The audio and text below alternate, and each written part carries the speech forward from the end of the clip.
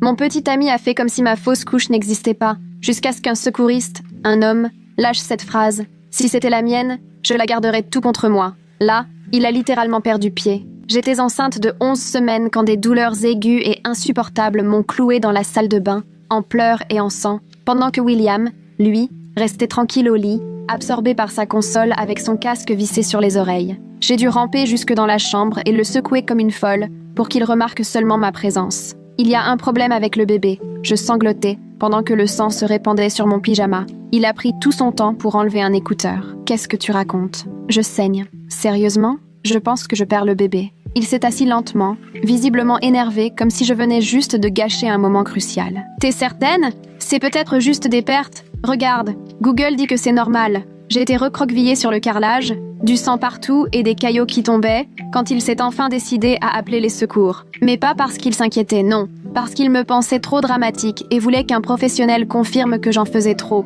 Il l'a vraiment dit à la standardiste. Quand les secours sont arrivés, William s'était déjà remis sous la couette. Ils m'ont retrouvée seule sur le sol, couverte de sang, tremblant de tout mon corps. Le plus jeune des secouristes, Diego, s'est tout de suite agenouillé près de moi, tandis que son collègue partait chercher un brancard. « Bonjour, je m'appelle Diego. On va s'occuper de vous, d'accord ?» Son ton était d'une douceur incroyable. « Vous pouvez me dire à combien de semaines vous en êtes ?» 11 semaines. J'ai réussi à murmurer malgré les larmes. C'était notre premier. Diego m'a serré la main tout le temps pendant que son collègue vérifiait que je tenais le coup. « Je suis vraiment désolée que vous ayez à traverser ça. Est-ce que votre compagnon est là ?» William est alors apparu dans l'encadrement de la porte, déjà habillé, les clés à la main. « Je vous suis en voiture. Pour se garer à l'hôpital, c'est hors de prix. Puis il faut que je puisse partir plus tôt pour bosser. » Diego l'a regardé comme s'il l'avait trouvé tombé d'une autre planète. « Votre compagne fait une fausse couche ?»« Ben ouais, ça arrive, hein. Premier trimestre et tout. » William a juste haussé les épaules. C'était sûrement pas le destin. Cette phrase m'a complètement achevée.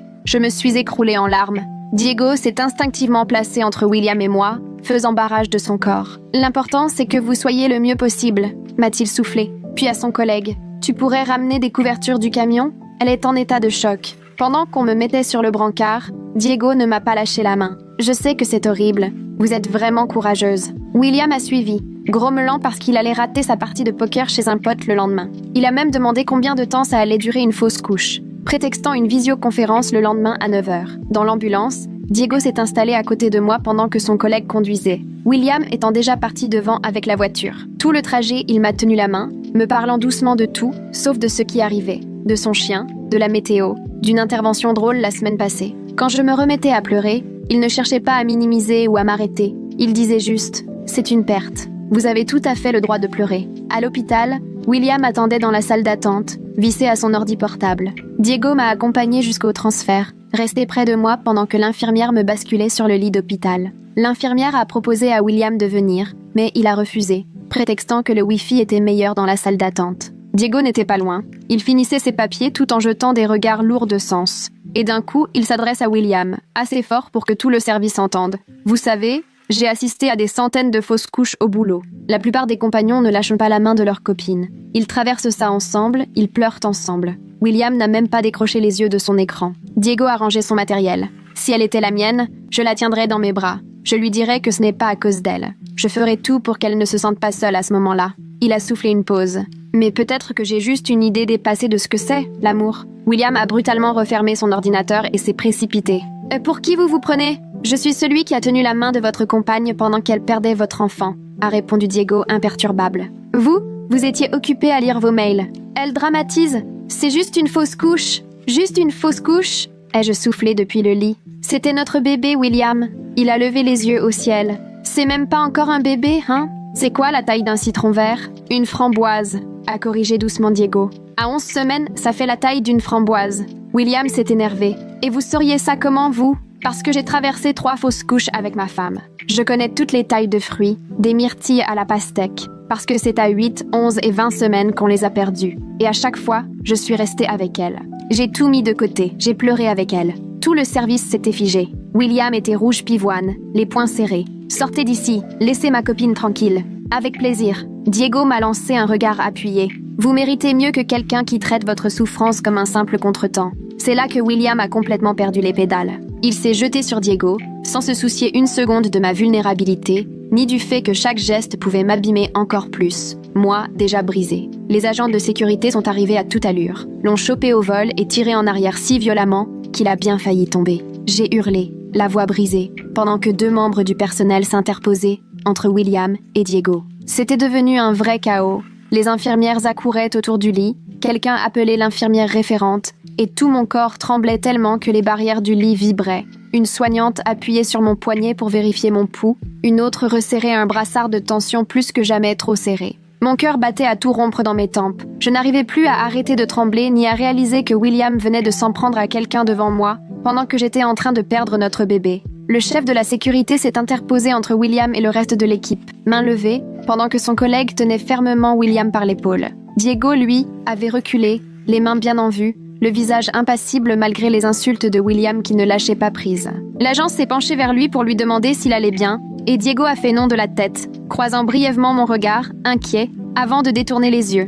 William, écarlate et couvert de taches, se débattait en hurlant que Diego l'avait humilié, que je montais tout le monde contre lui et que tout était de ma faute parce que, soi-disant, je dramatisais tout. Son collègue a dégainé sa radio pour rendre compte de la situation, pendant que le responsable de la sécurité fouillait William pour noter son identité. Ils lui ont expliqué qu'il devait patienter dans un espace à part, à l'écart de l'accueil, avec interdiction de s'approcher du personnel médical ou des autres patients pour l'instant. Les cris de William résonnaient encore tandis qu'il l'éloignait vers la sortie. Sa voix me hantait, criant à l'injustice, tandis que je restais figée, sidérée, à l'entendre m'accuser d'avoir tout provoqué. Il rugissait, rouge de colère, et peut-être aussi de honte, tandis que les portes automatiques se refermèrent sur lui. J'avais beau être couverte de ces couvertures épaisses, j'étais glacée jusqu'à l'os. Je venais d'assister à mon compagnon tentant de s'en prendre à la seule personne qui m'avait tenu la main pendant que je perdais notre bébé, cette personne qui, en 2 heures, m'avait montré plus de bienveillance que William en 2 ans. Mes mâchoires se sont mises à claquer,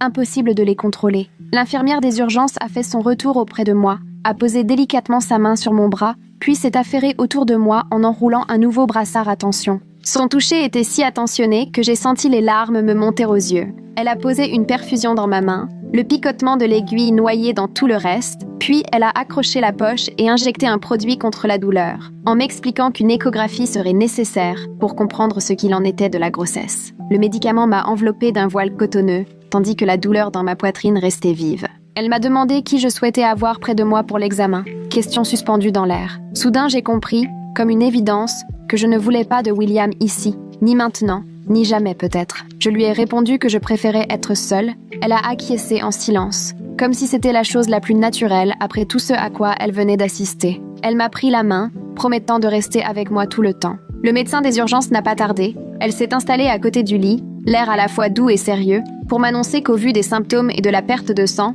il s'agissait très probablement d'une fausse couche. Son ton était empreint de bienveillance, sans faux semblant, et elle m'a expliqué la suite de façon claire. Une échographie pour confirmer la situation, un entretien à venir sur les différentes options, prise de sang pour vérifier les hormones et mon groupe sanguin, dont elle a énoncé les détails pendant que j'avais du mal à capter autre chose que ces mots. Très probablement une fausse couche. Je tournais en boucle là-dessus, incapable de songer au-delà. Mon bébé n'était sans doute déjà plus. Mon portable a vibré sur la table près du lit. J'ai attrapé l'appareil, une avalanche de messages de William, qui m'accusait d'en faire trop, de l'avoir humilié devant tout le monde, critiquait le secouriste et me reprochait de ne pas l'avoir soutenu, se plaignait des regards dans la salle d'attente. À travers ces mots, il transformait ma détresse en affaire d'ego, sans jamais s'inquiéter de mon état ni de celui du bébé. J'ai reposé le téléphone, écran contre la table, sans répondre. L'échographiste est arrivée, une femme aux cheveux gris, au regard doux. Elle a fait preuve d'une extrême discrétion en déposant le gel sur mon ventre et en parcourant la zone avec sa sonde. Je guettais son visage scrupuleusement. J'ai perçu le changement dans son expression avant même qu'elle ne parle. Elle avait ce professionnalisme teinté de tristesse. Le médecin s'est approché pour observer et j'ai entendu un léger soupir. L'échographiste a murmuré qu'elle était désolée, mais qu'il n'y avait pas de battement de cœur. Le médecin a confirmé que la grossesse ne progressait plus. C'est comme si tout s'effondrait sous moi. La pièce tanguait, les sons devenaient lointains, tout semblait sous l'eau. Quelqu'un pleurait, et il m'a fallu 1 seconde pour réaliser que c'était moi. Tandis que l'échographiste me nettoyait doucement le ventre avec une serviette chaude, je fixais les dalles au plafond en tentant de retrouver mon souffle. Une nouvelle médecin est arrivée peu après, se présentant comme la Dr Steele du service gynécologie obstétrique. Elle a pris soin de s'asseoir à ma hauteur, pas debout à côté du lit, et m'a exposé avec franchise et clarté les 3 solutions possibles. Attendre que la fausse couche se produise naturellement, ce qui pouvait prendre du temps, opter pour un traitement médicamenteux qui risquait de provoquer douleurs et saignements importants à la maison, ou bien recourir à une intervention, un curetage sous anesthésie. Elle a détaillé chaque option, ses avantages, ses risques, a évoqué la nécessité de vérifier mon groupe sanguin à cause du facteur Rhésus qui pourrait compter pour l'avenir, m'a décrit concrètement ce à quoi pourraient ressembler les suites selon chaque choix. J'essayais de rester concentrée, mais le chagrin tenait tout à distance, irréel. La docteure Steele ne m'a pas pressée, elle n'a pas cherché à me forcer la main. Je songeais à rentrer chez moi, à attendre, à endurer la douleur physique en plus du reste, ou à prendre le médicament et traverser cela dans l'appartement partagé avec William. Impossible, je ne m'en sentais pas capable. J'ai finalement dit à la docteure Steele que je voulais le curetage et que je souhaitais que ce soit programmé dès que possible, dès le lendemain matin si c'était possible. Elle m'a serré la main et m'a assuré que c'était parfaitement compréhensible, ajoutant qu'il ferait tout pour que je sois accompagnée au mieux durant l'intervention. Elle me l'avait promis. C'est elle qui s'occuperait de l'intervention. Elle veillerait sur moi. Une infirmière est repassée pour prendre ma tension et m'a demandé si j'avais besoin de quelque chose contre la douleur. Je lui ai expliqué que les crampes devenaient plus fortes. Elle a glissé un produit dans ma perfusion et tout m'a semblé un peu moins dur, un peu atténué. Diego, lui, était toujours au poste infirmier, perdu dans sa paperasse sur une tablette. Quand j'ai tourné la tête, nos regards se sont croisés une seconde. Il m'a salué d'un bref signe, comme pour me dire qu'il comprenait sans avoir besoin d'en rajouter. Il a ramassé son sac, a rejoint son collègue et s'est éclipsé, sans revenir vers moi, sans chercher à engager la conversation. Il s'est contenté de prendre la mesure de ce qui s'était passé et de s'effacer, ce dont je lui étais reconnaissante. Il n'a pas compliqué les choses, ni ajouté de malaise inutile. 10 minutes plus tard, 2 agents de sécurité en uniforme sont venus à mon chevet avec une tablette et ont commencé à me poser des questions sur l'incident avec William. Ils notaient en tout pour leur rapport, sous l'œil vigilant de l'infirmière en chef, bras croisés. Lorsqu'ils ont terminé, l'infirmière s'est installée au bord du lit et m'a expliqué qu'un policier pourrait venir prendre ma déposition si je voulais porter plainte contre William. J'étais partagée, envie de me protéger, mais peur de jeter encore de l'huile sur le feu. Devant mon hésitation, l'infirmière m'a conseillé de simplement me renseigner sur les démarches, que je n'avais rien à décider tout de suite, mais qu'il était important de savoir ce que je pouvais faire. J'ai acquiescé, elle a fait un appel depuis le poste infirmier. Vers 20h, l'agent Hines est arrivé, un homme de la quarantaine, grand et doux, carnet à la main. Plutôt que de rester debout, il a tiré une chaise près de mon lit, s'est assis à ma hauteur et m'a demandé de raconter ce qui s'était passé, à ma façon. J'ai parlé de William, de son attitude envers Diego, de la sécurité, de tous ces messages où il me traitait d'exagéré. Hines a tout noté avec sérieux, hochant la tête, mais toujours sans me juger ni me donner l'impression d'en faire trop. Il m'a expliqué qu'agresser le personnel hospitalier était pris très au sérieux, que c'était un délit, et il m'a donné une brochure avec des informations sur les mesures de protection, au cas où. Il m'a assuré qu'il n'y avait rien à faire ce soir-là, mais il m'a recommandé de garder les infos précieusement, car parfois ce genre de situation ne fait qu'empirer avant de s'arranger. Après son départ, mon téléphone s'est mis à vibrer sur la table.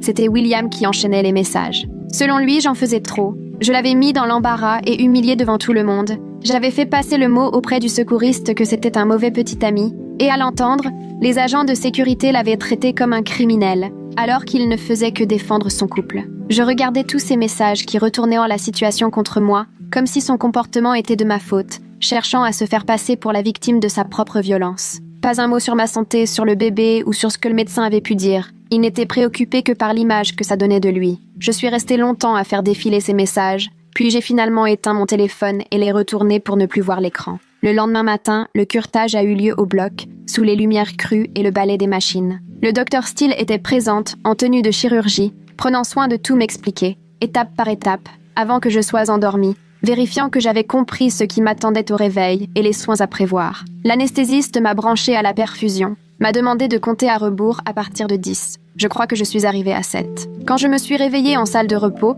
la douleur physique était plus diffuse, supportable, mais un vide immense m'écrasait. Une infirmière m'a donné, avec attention, une feuille de recommandation, une liste de contacts pour du soutien, y compris un service dédié au deuil, et une carte avec la date du suivi dans 2 semaines. Elle m'a demandé si quelqu'un venait me chercher. J'ai répondu oui, même si je n'avais pas encore prévenu qui que ce soit. J'ai pris le téléphone de l'hôpital pour appeler May, pas William. Elle a décroché presque tout de suite. Je n'ai eu que le temps d'éclater en larmes, incapable de trouver mes mots. Je quitte le boulot. J'arrive dans 20 minutes, m'a-t-elle assuré. Quand elle est entrée dans la salle de réveil, nos regards se sont accrochés. Elle m'a prise dans ses bras, avec une douceur infinie, prenant soin d'éviter mon ventre. Je lui ai chuchoté que je ne pouvais pas rentrer à l'appartement avec William, que c'était au-dessus de mes forces. Tu restes chez moi aussi longtemps que tu veux. C'est même pas la peine d'en discuter. J'ai déjà prévenu ma coloc pour la chambre d'amis, a-t-elle répondu du tac au tac. L'infirmière m'a aidé à retrouver mes vêtements, froissés et imprégnés de l'odeur de l'hôpital, et May n'a pas lâché mon bras pendant que l'on avançait,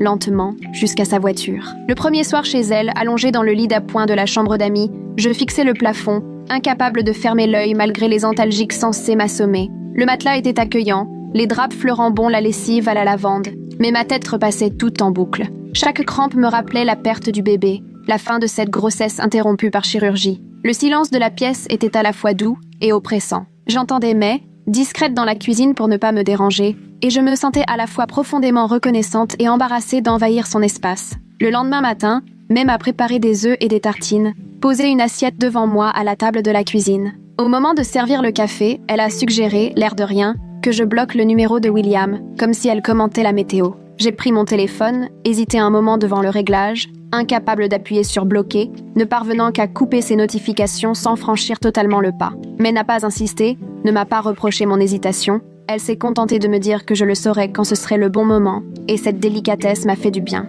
L'après-midi, l'agent Hines a rappelé, alors que j'étais assise sur le canapé de May. Il m'a montré comment tout consigner concernant William, en détail, jusqu'à la moindre capture d'écran, chaque contact noté avec date et heure précise. Il m'a expliqué ce qu'impliquait une demande d'ordonnance de protection si William continuait, les documents à fournir, comment cela se passait une fois devant le juge. J'ai tout inscrit dans le carnet offert par May, et ça m'a donné l'impression de reprendre un peu prise sur la situation, de faire enfin quelque chose au lieu de rester là à attendre que ça tombe. Mon chef m'a appelé vers 15h, il voulait savoir comment je tenais le coup. J'ai pu organiser mon arrêt grâce au certificat du Dr Steele. J'essayais de ne pas craquer en lui expliquant que j'avais besoin de temps pour récupérer, que je n'en savais rien, mais qu'il me fallait au moins 2 semaines pour commencer. Il a été compréhensif, m'a dit « Prends tout le temps qu'il te faut », avant de préciser qu'il en informerait l'équipe pour qu'on redistribue mes dossiers. J'avais beau savoir que personne ne m'en voudrait, une sorte de culpabilité me tordait quand même le ventre, comme si je mettais tout le monde dans l'embarras, alors que ce n'était pas de mon fait. On ne choisit pas de perdre un bébé ni de devoir affronter tout ça. Le lendemain matin, j'ai composé le numéro que m'avait passé l'agent Hines pour trouver un psychologue pris en charge. Quand la secrétaire m'a demandé la raison de mon appel, j'ai eu un blanc. Le fait de devoir le dire à haute voix rendait les choses terriblement concrètes. J'ai fini par expliquer que j'avais fait une fausse couche et que j'avais besoin d'aide pour traverser ce deuil, et aussi pour aborder certains problèmes de couple. Elle a marqué un silence compatissant, puis m'a proposé un créneau avec Gardenia Wallace pour le mardi suivant, si cela me convenait. D'une main qui tremblait, j'ai noté l'information, et en raccrochant, malgré mon trouble, j'ai eu l'impression d'avoir au moins avancé un petit peu. 2 heures plus tard, un appel d'un numéro inconnu. Le secrétariat du Dr Steele prenait rendez-vous pour mon suivi sous 15 jours. L'infirmière m'a détaillé tout ce que je devais surveiller. Si je perdais plus d'une serviette par heure, si ma température dépassait 38 degrés, ou si les douleurs résistaient aux médicaments. J'ai attrapé le carnet de May sur la table basse et tout écrit, calant la date dans mon agenda numérique, avec 3 rappels différents,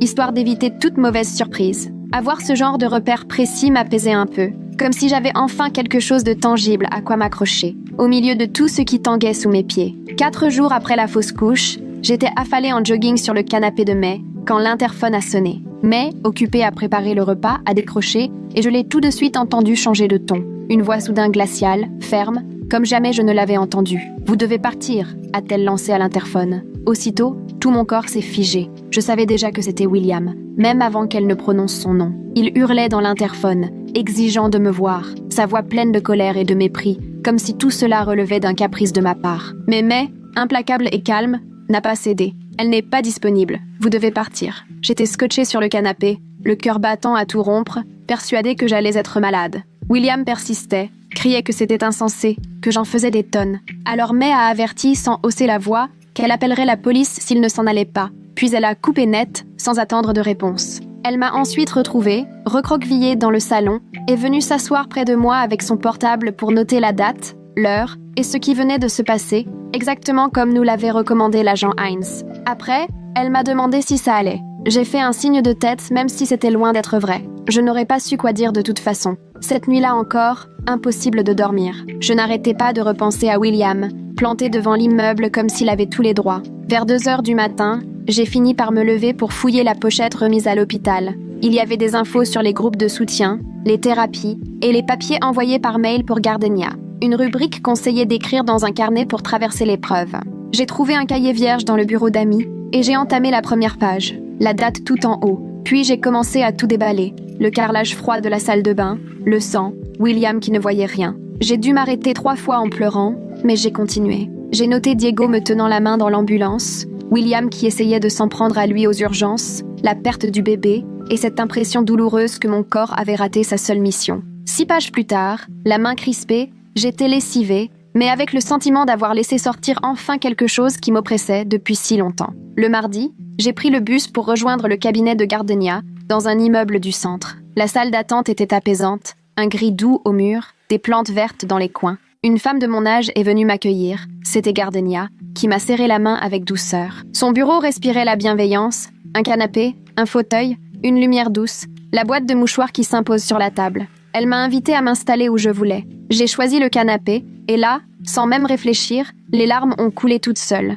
Elle n'a rien tenté pour me stopper. C'est juste assise, silencieuse, en poussant doucement les mouchoirs vers moi. Au bout de 10 minutes, j'ai pu souffler que je ne savais même pas par où commencer. Elle m'a simplement demandé ce qui m'amenait, alors j'ai parlé de la fausse couche, de William, de cette sensation de me noyer. Elle a écouté sans m'interrompre, acquiesçant parfois, me laissant vider mon sac comme il fallait. Quand je n'ai plus trouvé les mots, elle m'a dit quelque chose qui m'a soulagée. Que perdre une grossesse, ce n'est pas juste perdre ce qui est, c'est aussi faire le deuil de tout ce qu'on avait rêvé pour l'avenir. Et que ce chagrin-là, il est bien réel, il compte. Elle m'a alors tendu une fiche sur les limites personnelles en m'expliquant qu'on allait s'en servir ensemble. En lisant les questions, tout me paraissait tellement évident. Et pourtant, j'avais l'impression qu'on venait de me donner une sorte de mode d'emploi dont j'ignorais complètement l'existence. 2 semaines après le curetage, je suis retournée voir le docteur Steele pour un contrôle. L'infirmière m'a prise en charge, a pris ma tension, ma température, m'a demandé si j'avais encore des saignements ou des douleurs. Le docteur Steele est arrivé,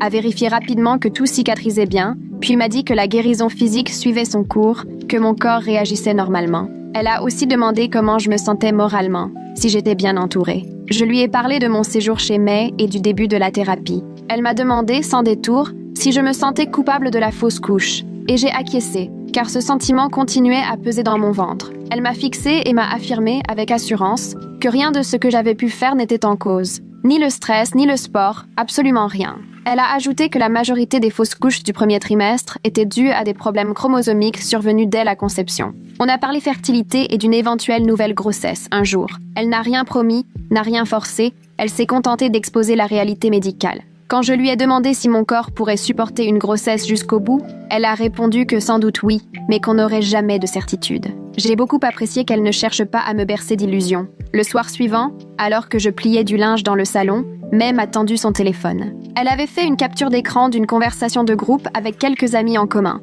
William y avait posté un long message expliquant que la grossesse n'était pas importante, qu'elle était à peine entamée, que j'en faisais trop à l'hôpital, et il accusait Diego d'être responsable tout en affirmant qu'il ne s'était que défendu. Lire ces mots a provoqué chez moi une rupture. Ce qui était encore tendre s'est figé. Il réécrivait l'histoire, se faisait passer pour la victime, et effaçait notre bébé comme s'il n'avait jamais compté. J'ai fait défiler les messages. Certains répondaient à peine, la plupart avaient déjà tourné la page. J'ai rendu le téléphone à May, qui m'a demandé si ça allait. J'ai répondu que je n'excuserais plus son comportement, et pour la première fois je le pensais sincèrement. Le lendemain matin, j'ai appelé la police sur une ligne non urgente. J'ai expliqué que je devais récupérer mes affaires dans l'appartement que je partageais avec mon ex, mais que je me sentais en insécurité. L'opératrice a noté mes informations et m'a assuré qu'on me rappellerait. 3 heures après, mon téléphone a sonné. C'était l'agent Hines, qui se souvenait de moi des urgences et voulait savoir comment j'allais. Je lui ai expliqué que j'avais besoin de récupérer mes papiers et mes vêtements, mais que je ne voulais pas me retrouver seule face à William. Il m'a proposé une escorte policière. Des agents seraient présents pendant tout le temps nécessaire. On a convenu d'une date, le mardi suivant dans l'après-midi. Il m'a aussi demandé si j'avais un endroit où mettre mes affaires. J'ai répondu que May avait de la place chez elle. En raccrochant, j'avais les mains qui tremblaient, mais je sentais aussi que je reprenais un peu la main, que je cessais enfin de tout subir. Cet après-midi-là, ma chef m'a appelé pour m'annoncer que mon arrêt maladie était prolongé de 2 semaines. J'ai ressenti un énorme soulagement, car je savais que je n'étais pas encore prête à reprendre. Mais elle a ajouté que les échéances importantes mettaient l'équipe sous pression et que mon absence devenait problématique. Je me suis excusée, elle m'a dit que ce n'était pas grave, que ça arrivait, mais le stress était perceptible dans sa voix. Quand j'ai raccroché, je me suis retrouvée à culpabiliser d'avoir besoin de ce temps pour me reconstruire, d'alourdir la charge des autres, de tout, en réalité. J'avais beau savoir, d'un point de vue rationnel, que je n'avais pas choisi de perdre ce bébé, ni d'avoir à gérer William. Il y a une sacrée distance entre comprendre et ressentir. Quelques jours plus tard, un matin où je préparais un café dans la cuisine de May, elle m'a tendu le courrier. Parmi les enveloppes, il y en avait une à mon nom, transmise par l'hôpital. À l'intérieur, une petite carte toute simple, signée de la main des ambulanciers. Ils y écrivaient qu'ils pensaient à moi pendant cette période difficile. Je suis restée là, un moment, à regarder la carte. Ces personnes m'avaient vue à mon plus bas, couverte de sang, perdant mon bébé. Elles n'avaient aucune obligation de penser à moi après coup. Elles avaient déjà fait bien plus que leur travail. Pourtant, elles ont pris le temps de reconnaître ce que j'avais traversé, de me montrer qu'elles avaient une pensée pour moi. J'ai fondu en larmes, mais pour une fois, c'était différent. Ce n'était ni de la peine ni de la colère. Plutôt un sentiment mêlé, celui de recevoir plus d'humanité de parfaits inconnus que de la personne censée m'aimer. Ce soir-là, je me suis installée à la table de la cuisine de May avec une page blanche et un stylo qui tremblait dans ma main. J'ai commencé à écrire à ce bébé que je n'aurais pas, racontant la chambre que j'avais imaginée, avec les murs jaunes pâles et le joli mobile étoilé aperçu sur Internet.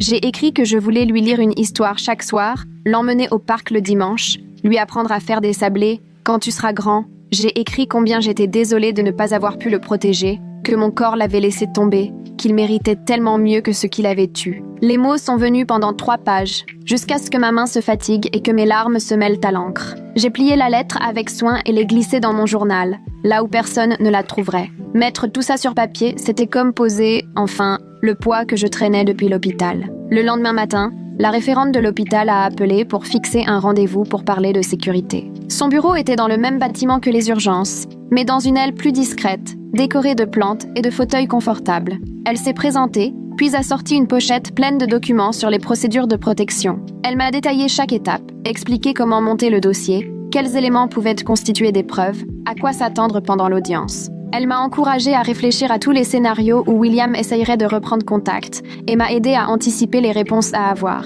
Elle m'a expliqué combien il était important de changer mes petites routines, de modifier mon trajet pour aller au travail, de rester attentive à mon environnement. Son attitude, à la fois pragmatique et rassurante, m'a franchement fait du bien. Elle prenait ce que je vivais comme un problème très concret, à résoudre ensemble, avec de vrais outils. Elle m'a remis une grosse chemise remplie de ressources et de numéros utiles, puis elle s'est posée pour me présenter chaque document avec patience. Lorsque j'ai quitté son bureau, je me sentais soudain moins démunie, parce que pour la première fois, j'avais des actions concrètes à entreprendre. Cette nuit-là, je me suis réveillée en sursaut dans la chambre d'amis de May, à 3 heures du matin. Dans mon cauchemar, William s'en prenait à Diego, et je m'en voulais car j'avais, soi-disant, tout provoqué en réagissant trop vivement. J'ai mis quelques secondes à me rappeler où j'étais, totalement perdue, mais à frapper tout doucement à la porte. « Tout va bien ?» Je lui ai expliqué mon rêve affreux. Elle m'a préparé un thé, puis elle est restée avec moi jusqu'à ce que mon souffle retrouve son calme. Lors de ma séance suivante avec Gardenia, ma thérapeute, je lui ai parlé de mes nuits agitées. Elle m'a montré des exercices pour revenir ici et maintenant,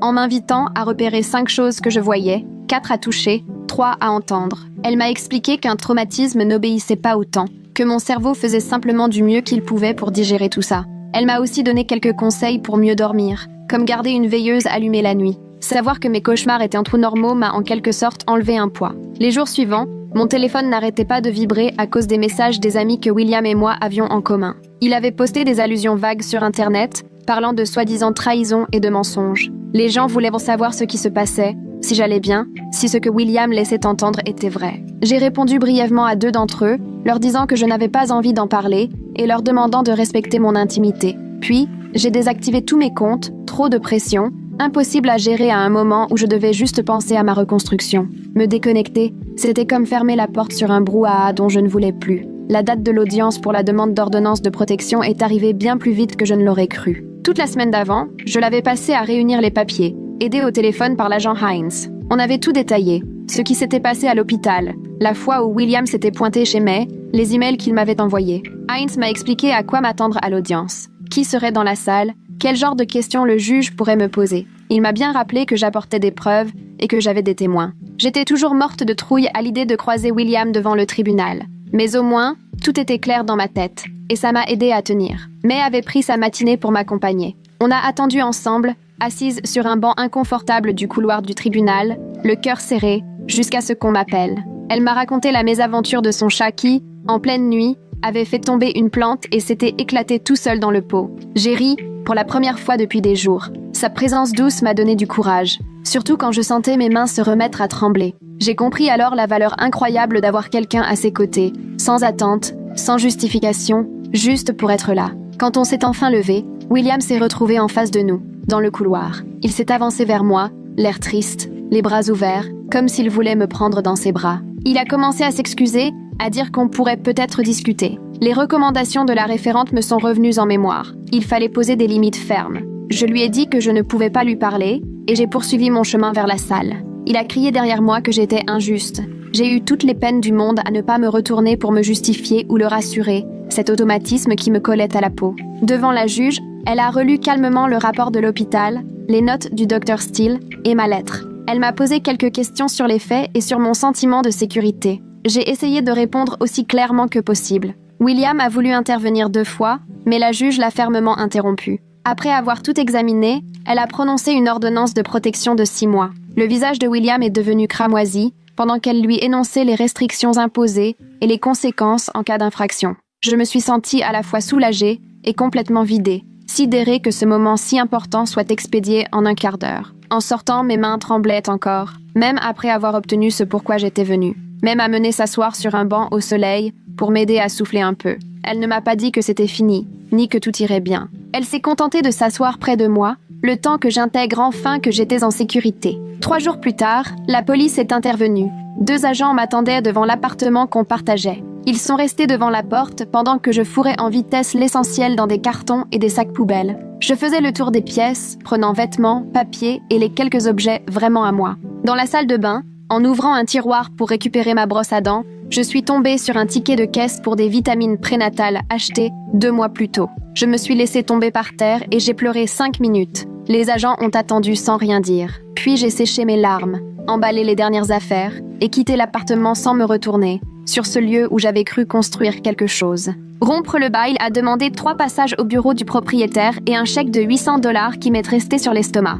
Je me suis installée en face de la responsable. Elle a imprimé tout un tas de formulaires, justifiant en détail les frais de résiliation, comme si je n'avais pas déjà passé des nuits entières à relire le bail. Ma main tremblait en signant la ligne fatidique. Elle a tamponné les documents, m'en a donné un exemplaire, et je suis sortie avec l'impression d'avoir payé 1 mois de loyer juste pour être débarrassée de William. Rentrée chez May, j'ai vidé mes relevés bancaires sur la table de la cuisine et j'ai fixé les chiffres jusqu'à ce que ma vision se brouille. May est rentrée, m'a trouvée comme ça, a tiré une chaise et lancé une appli de budget sur son téléphone. Elle m'a aidé à organiser mes finances, en créant des catégories pour le loyer, la nourriture, les frais médicaux, puis à envisager comment, à terme, je pourrais avoir mon propre logement. Petit à petit, j'ai vu les chiffres prendre un sens plus rassurant et j'ai éprouvé une certaine fierté d'avoir choisi la sécurité, même si cela avait représenté un gros sacrifice financier. Lors de ma séance suivante avec Gardenia, nous avons travaillé sur les mécanismes que je refusais jusque-là d'affronter. Elle m'a demandé de décrire une dispute classique avec William,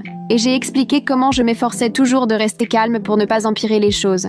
Elle m'a alors interrompu. « Combien de fois as-tu eu tes propres émotions pour gérer les siennes ?» J'allais protester, mais j'ai brusquement réalisé que j'agissais ainsi depuis des années. Jamais elle ne m'a fait ressentir de honte ou de culpabilité de ne pas l'avoir compris plus tôt. Elle s'est contentée de me guider pour que je voie le schéma et que je puisse, à l'avenir, choisir une autre voie. Je suis ressortie de cette séance comme si on avait enfin allumé la lumière dans une pièce où je tâtonnais depuis trop longtemps. 2 semaines plus tard, la salle d'attente de la clinique gynécologique débordait de monde quand je suis arrivée pour mon rendez-vous de contrôle. Je me suis annoncée à l'accueil, puis je me suis installée près de la fenêtre avec un magazine. C'est là que Diego est entré, un café à la main. Il s'est figé en m'apercevant. On s'est lancé un regard, hésitant, avant que je ne prenne les devants pour aller le saluer. Je l'ai remercié pour la gentillesse du secouriste ce fameux soir, en restant évasive pour ne pas rendre la scène gênante. Il a souri, m'a répondu qu'il n'avait fait que leur travail, puis il a précisé que sa femme avait elle aussi un rendez-vous ici, expliquant ainsi sa présence.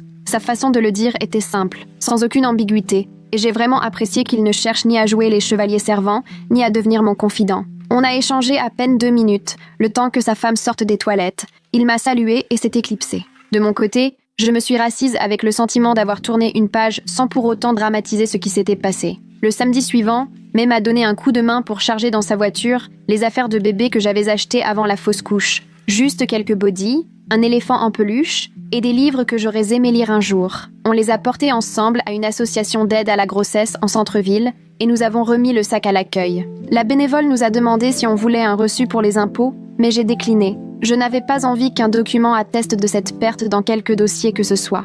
Une fois rentrés chez May, on a allumé une bougie sur la table basse, puis on s'est installé côte à côte dans le canapé à regarder la flamme trembler. C'était une manière toute simple de faire place à cette perte, sans chercher à lui donner un sens démesuré. Mais n'a rien cherché à philosopher, ni à me lancer des phrases toutes faites. Elle est juste restée là, dans le silence, pendant que la bougie se consumait, et ça m'a profondément touchée qu'elle ait compris ce dont j'avais besoin à ce moment-là, sans en faire trop. J'ai repris le travail un lundi matin, 3 semaines après la fausse couche. Mon manager avait tout prévu pour que je reprenne en douceur, en me confiant des tâches simples pour retrouver peu à peu mes marques. J'ai repris ma place habituelle, ouvert mes mails, retrouvé d'anciens tableaux, pendant que mes collègues me lancèrent des petits sourires délicats. Le projet sur lequel j'ai travaillé ce jour-là se résumait à de la saisie, rien de très prenant. Et vers 2 heures, je n'ai pas pu retenir mes larmes. Je me suis enfermée un instant dans les toilettes, me suis passé un peu d'eau froide sur le visage et j'ai repris le fil de ma journée. À 16 heures, j'ai senti les sanglots revenir quand un collègue m'a demandé,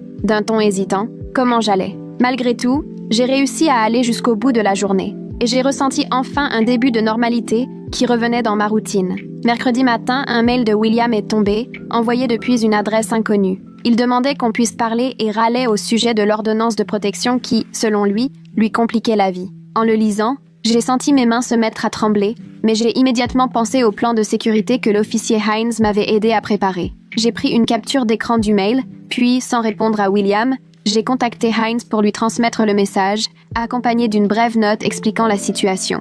Mon cœur battait la chamade, mais j'étais fière d'avoir appliqué le plan au lieu de me laisser manipuler. Le lendemain, les RH m'ont convoqué pour mettre à jour mes contacts d'urgence et discuter de la sécurité dans le bâtiment. J'ai supprimé le nom de William partout, remplacé par celui de May. La responsable m'a expliqué qu'ils allaient adapter mon badge d'accès à l'immeuble et fournir la photo de William aux agents de sécurité pour lui interdire l'entrée. Nous sommes descendus ensemble montrer sa photo. Le vigile l'a récupérée sur mon téléphone et l'a ajoutée à leur système. Ces mesures bien concrètes m'ont apporté un minimum de réconfort, même si j'aurais préféré ne jamais avoir besoin de tout ça. Lors de la séance suivante, Gardenia a souligné mes progrès. D'après ce que je lui racontais, mon hypervigilance semblait diminuer. Je dormais mieux. Je ne sursautais plus au moindre bruit. Nous avons évoqué l'éventualité d'espacer les séances, peut-être toutes les 2 semaines, au lieu d'une fois par semaine. Même fragile, ce mieux semblait réel. Et j'apprenais que l'on pouvait avancer sans que la guérison suive toujours une ligne droite. Elle m'a proposé un exercice. Faire la différence entre ce que je désirais vraiment et ce que les autres attendaient de moi. Je suis ressortie de son cabinet avec l'idée de construire enfin quelque chose de solide, au lieu de me contenter de survivre. Mon dernier rendez-vous de suivi avec le Dr Steele a eu lieu un jeudi après-midi. Elle m'a examiné, a passé en revue mes analyses et m'a confirmé que tout allait bien, aucune complication suite à la fausse couche. Elle m'a donné le feu vert sur le plan médical, tout en reconnaissant que l'aspect émotionnel prendrait sans doute bien plus de temps à se réparer que le corps. Elle m'a demandé si j'étais bien entourée pour affronter le deuil et, quand j'ai évoqué ma thérapie avec Gardenia, elle a simplement acquiescé. C'est exactement ce que je voulais entendre. Avant de partir, elle m'a souhaité bon courage et j'ai eu l'impression de tourner une page, même si je savais bien, au fond, que tout était loin d'être terminé. La lettre pour le renouvellement du bail de mai est arrivée la semaine suivante. On était toutes les deux sur son canapé, elle l'a ouverte et m'a dit qu'il fallait qu'elle décide si elle prolongeait d'1 an. J'ai proposé d'augmenter ma part du loyer, histoire de montrer que j'avais l'intention de rester, plutôt que de chercher mon propre logement tout de suite. Elle a accepté sans en faire tout un plat, et on a plaisanté en disant qu'on redevenait des colocataires, comme à l'époque de la fac. Au fond, derrière les blagues, il y avait la réalité. Elle m'offrait la stabilité dont j'avais cruellement besoin, et j'étais profondément reconnaissante d'avoir un endroit où je pouvais me sentir en sécurité, le temps de reconstruire ma vie. La semaine d'après, le policier Hines m'a appelé pendant que je pliais du linge chez May. Il m'a expliqué que le procureur avait étudié le dossier de William, mais qu'il n'y aurait pas d'autre poursuite, à part un simple avertissement pour non-respect de l'ordonnance de protection. J'ai senti la frustration me serrer la gorge. Après tout ce que William avait fait, il s'en tirait presque sans rien. Hines m'a détaillé ce que la justice pouvait réellement prouver, m'expliquant que, légalement, la violence psychologique ou le fait d'être un conjoint odieux ne sont pas des délits, même si tout était noté dans le rapport de l'hôpital. J'ai apprécié sa franchise. Il n'a pas tenté de me bercer d'illusions, et je l'ai remercié d'avoir pris la peine de m'appeler lui-même. Il m'a rappelé que l'ordonnance restait en place et qu'il fallait signaler toute infraction, puis il m'a souhaité bon courage avant de raccrocher. Je suis restée un moment à regarder mon téléphone, la colère et la déception montant, puis j'ai repris mon linge. Le groupe de soutien autour du deuil périnatal se réunissait le jeudi soir dans une maison de quartier de l'autre côté de la ville. J'ai tenté d'y aller la semaine suivante. En entrant, j'ai découvert des chaises pliantes disposées en cercle. 8 autres femmes déjà assises. L'animatrice s'est présentée, expliquant qu'on allait faire un tour de table pour partager nos histoires et nos ressentis. J'ai écouté les premières interventions, mais tout ce fonctionnement m'a semblé trop rigide, trop convenu, loin de ce dont j'avais besoin. Quand est arrivé mon tour, j'ai brièvement évoqué ma fausse couche, sans rien dire de William, ni de ce qui s'était passé à l'hôpital. Et certaines questions de l'animatrice m'ont paru un peu trop indiscrètes. Je suis rentrée chez moi en sachant que je n'y retournerais pas. Mon suivi avec Gardenia m'apportait beaucoup plus, et je ne voulais surtout pas me forcer, parce que j'apprenais à reconnaître que chacun avance à son propre rythme. J'ai envoyé un message à May pour lui dire que j'avais essayé le groupe, mais que ça ne me correspondait pas. Elle m'a simplement répondu d'un pouce levé, sans insister. Le samedi matin, je me suis assise à la table pour écrire une lettre de remerciement à Diego pour sa bienveillance la nuit où tout s'est effondré. J'ai longuement cherché les mots, évitant d'être trop formelle ou trop personnelle, et finalement, j'ai choisi la simplicité. Le remercier pour sa gentillesse et son professionnalisme, en insistant sur ce que sa compassion avait représenté pour moi ce soir-là. J'ai adressé la lettre au service réclamation de l'hôpital, en passant par leur formulaire officiel, trouvant important d'exprimer ma reconnaissance tout en respectant la distance qu'il avait instaurée. J'espérais qu'il lirait ce courrier et comprendrait à quel point ses gestes avaient compté, même si je n'aurais sans doute jamais de retour. Cliquer sur « Envoyer » m'a procuré un apaisement discret, comme si j'avais rendu hommage à ce qui devait l'être, sans chercher à compliquer les choses. Pour mon travail, il fallait que je renouvelle ma certification de premier secours, alors je me suis inscrite à un cours collectif, toujours dans une maison de quartier, 2 semaines plus tard. À peine arrivée, j'ai reconnu Diego, occupé à installer les mannequins sur la table. Ça m'a donné un petit coup au ventre, mais je me suis installée discrètement, tout au fond, espérant éviter les moments gênants. Pendant la pause, il est venu vers moi, souriant, et m'a demandé comment j'allais. J'ai dit que je tenais bon, que j'étais bien entourée, bien suivie. Il m'a répondu qu'il en était heureux, puis m'a annoncé, rayonnant, que sa femme attendait un nouvel enfant, ce qui m'a réellement réjoui pour lui. Je l'ai félicité, demandé la date prévue, puis nous avons échangé sur son impatience mêlée d'inquiétude.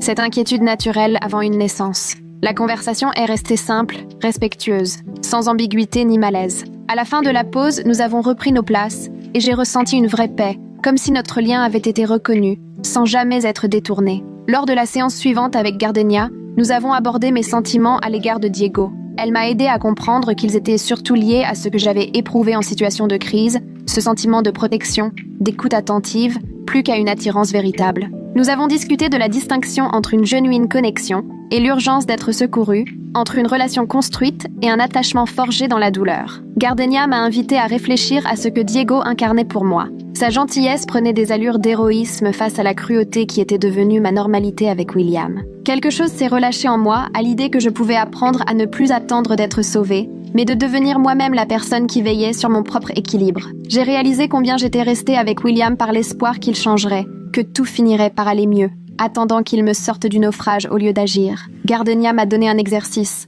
repérer tous les moments où j'avais abandonné mon pouvoir et réfléchir à comment me le réapproprier. Je suis sortie de là en ayant l'impression de comprendre, pour la première fois, une clé essentielle de mes propres fonctionnements. Chercher un nouvel appartement est alors devenu ma priorité des semaines suivantes. J'ai déniché un petit studio pas loin de mon boulot, sans luxe mais propre et abordable, avec une cuisine et une salle de bain rien qu'à moi. J'ai pu l'avoir grâce à des économies patiemment mises de côté en secret, loin de William, et à un coup de pouce financier de mes parents, soulagés, il faut bien le dire, de me voir enfin prendre mon envol. May est venu me donner un coup de main pour le déménagement un samedi. On a bourré sa voiture de mes affaires qui traînaient encore dans sa chambre d'amis, plus les quelques trucs récupérés de l'ancien appart. On a fait 3 allers-retours, monté les cartons sur 2 étages, essayé de caser au mieux les meubles dans ce minuscule espace. Pouvoir tourner la clé dans la serrure de mon propre endroit, sentir que je tenais enfin les rênes, ça m'a vraiment donné le sentiment de retrouver qui j'étais. May a commandé des pizzas,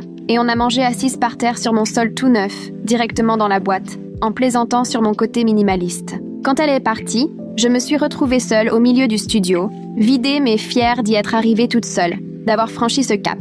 Résilier le compte joint avec William, a réclamé un dernier échange de mails. En vérifiant le solde, j'ai vu une dernière facture à régler, alors j'ai envoyé un message pour organiser la clôture du compte. William a répondu aussitôt, chipotant sur les comptes et prétendant que j'avais consommé plus d'électricité le dernier mois, ce qui était absurde puisque j'étais déjà partie. On s'est échangé des messages glacials 2 jours durant, jusqu'à ce que je règle moi-même les 20 € qui restaient, histoire de clore l'affaire une bonne fois pour toutes. Régler ces histoires d'argent m'a moins pesé que le soulagement de me sentir enfin libre, aussi sur le plan financier. J'ai viré ma part, demandé la fermeture du compte et supprimé toutes les applis où j'avais pu partager de l'argent avec lui. Voir ces icônes disparaître, c'était comme couper un lien de plus entre nous. J'ai rouvert mes réseaux sociaux après 2 mois de pause, en paramétrant tout cette fois pour être bien tranquille, et en me promettant de ne rien partager ni sur la fausse couche, ni sur la rupture. Quelques personnes m'ont tout de suite écrit, cherchant à savoir ce qui s'était passé avec William, si j'allais bien. J'ai refusé de rentrer dans les détails, me contentant de dire que je gérais les choses à ma manière, en privé. Certains ont insisté,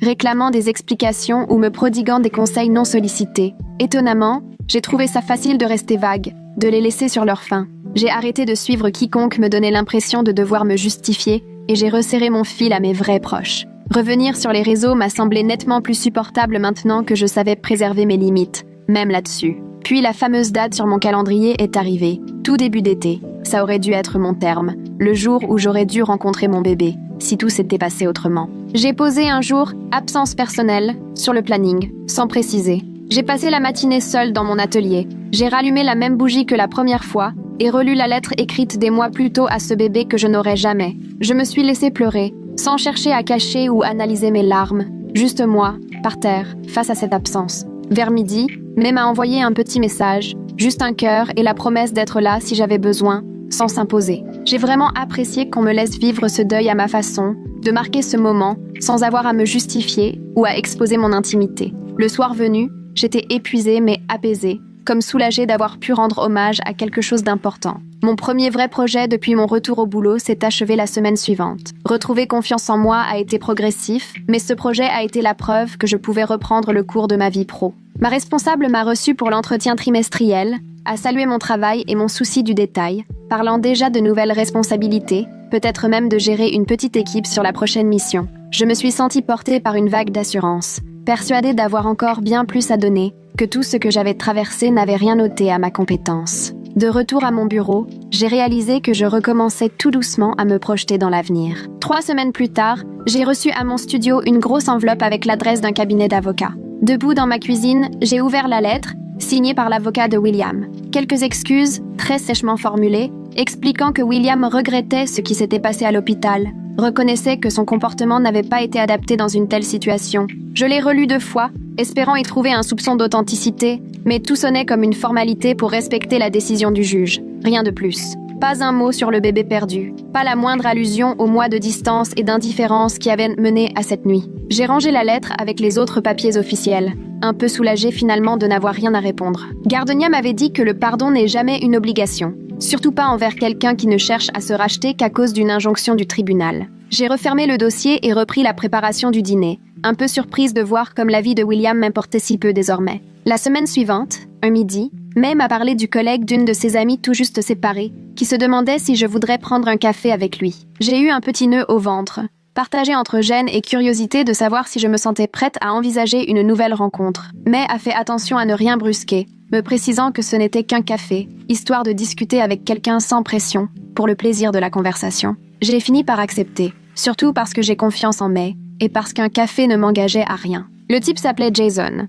On s'est retrouvés un samedi après-midi dans un café près du parc, installé à une petite table en terrasse. Il était sympa, on a parlé boulot, loisirs à Paris, mais très vite j'ai compris que je n'étais ni stressée ni emballée, juste en mode conversation de politesse. Il n'y avait aucune étincelle, aucune vraie complicité, juste une courtoisie mutuelle, et je crois qu'il l'a ressenti aussi. Nous avons terminé notre café au bout d'1 heure, échangé quelques politesses, soulagés tous les deux de ne pas devoir feindre un intérêt qu'on ne ressentait pas. En regagnant ma voiture, j'étais en paix avec tout ça, sans déception ni inquiétude de ne pas éprouver ce que j'avais imaginé ressentir. J'apprenais à faire confiance à mon instinct vis-à-vis des gens, à ne plus me forcer à créer des liens juste pour me prouver que j'avançais sans William. Parfois, un café reste simplement un café, et c'est très bien comme ça. Le soir venu, j'ai ressorti le journal de ma table de nuit et relu la lettre que j'avais écrite à mon bébé, des mois plus tôt. J'ai allumé la bougie, celle que je garde pour les moments importants, et je me suis assise en tailleur pour relire ces mots, imprégnés d'espoir, de rêve et de tristesse.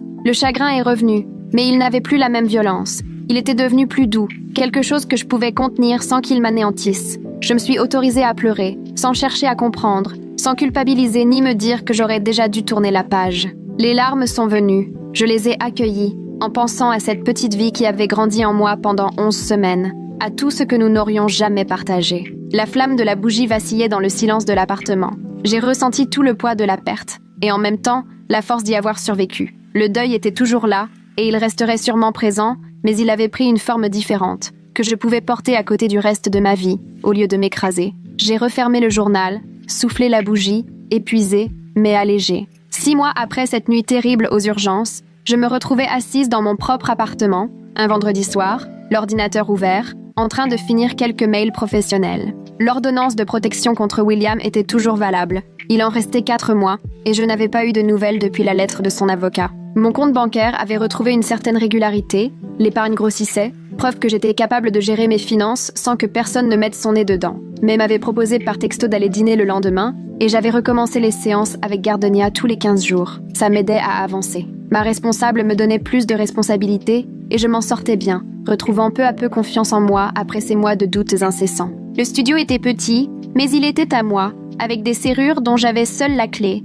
des meubles à mon goût, une sécurité construite par moi et non dictée par les circonstances. Je n'étais pas totalement remise. Je ne le serais sans doute jamais, avec le deuil de mon bébé et les traces qu'a laissé William. Mais désormais, j'étais en sécurité, entourée de personnes qui se souciaient vraiment de moi, et j'apprenais que aller bien, parfois, suffit à bâtir l'avenir. Ma vie d'aujourd'hui n'était ni parfaite, ni palpitante, ni joliment arrangée. Elle était simplement stable, à moi, et elle avançait, un jour après l'autre.